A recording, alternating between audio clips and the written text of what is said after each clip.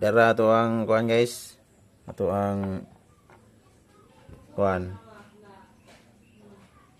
Tawag ganing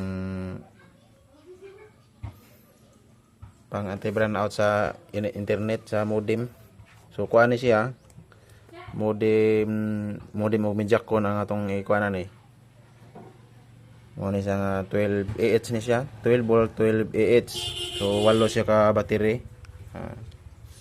Cylindrical nga battery. Nya mao ni ang kuan supply. Na naman ning nagsige man nag-charge bisag kuan. Nani siya isit lang na to. Isit sa kuan ni siya isit na to sa kay kuan man ni siya. Type A4 isit na to sa kuan sa battery.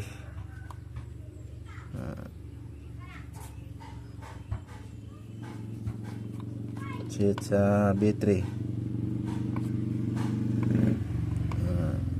battery isit na to.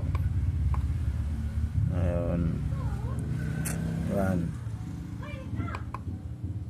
14.6 na siya.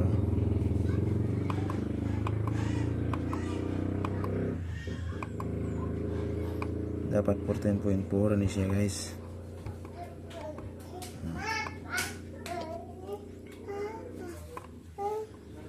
14.4 nya kani siya ang lobat kida niya ato na ibutang og 12 point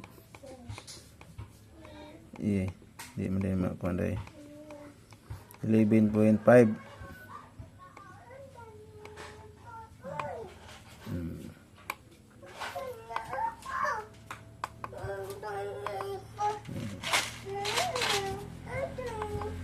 okay na siya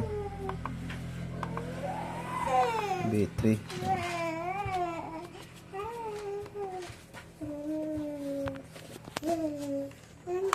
na siya 12.5 atong battery charging. Ako ning gisaksak ganiha buong ko nganong nagsisak charge basig na ay problema ni kwan na ay problema ning indicator ani kay wala pa man nato gi kwan kay testing pa man siya guys. Pakita ko sa inyo ha mini UPS na to na daghang baligya sa kuan basig moingon ba na may daghang baligya makapalit na ta daghan man baligya sa kuan nga UPS.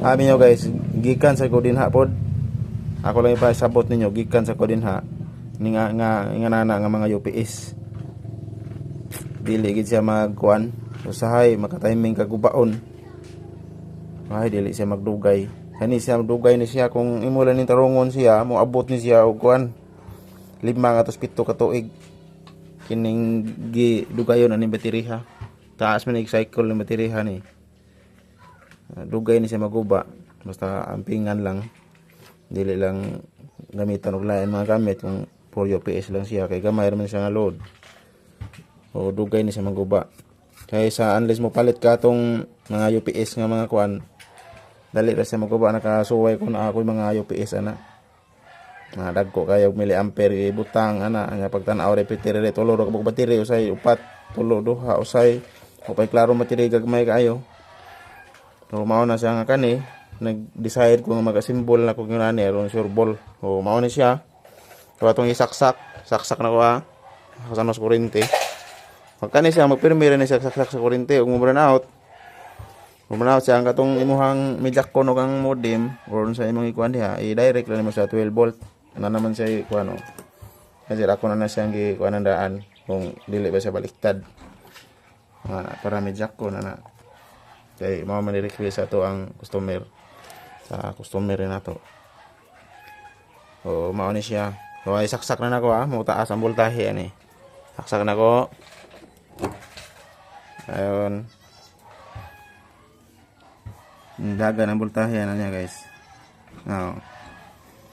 so 13 siya dayon ngani ni siya basta gamay ngani ni siya may tabon kay 100 watts man itong kuan naka-direct siya sa kurente so reach gini ang 100 watts mo ni siya nga ayag saksak diari ni saksak din mulargo siya kuan kay gamay ra man itong battery largo siya dako ang voltahe wala charging siya na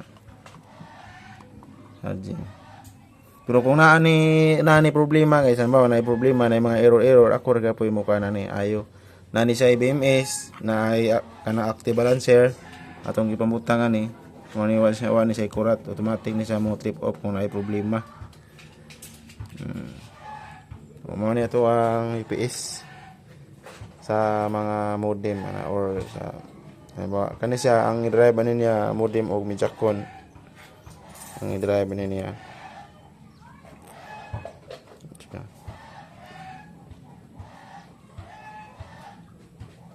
Pwede pinisaksakan o cellphone pang emergency na. Pero di gini siya na ko recommended nga saksakan. Kaya basin madaot tayo. So mo ni siya guys, ato ang mini UPS setup na DIY.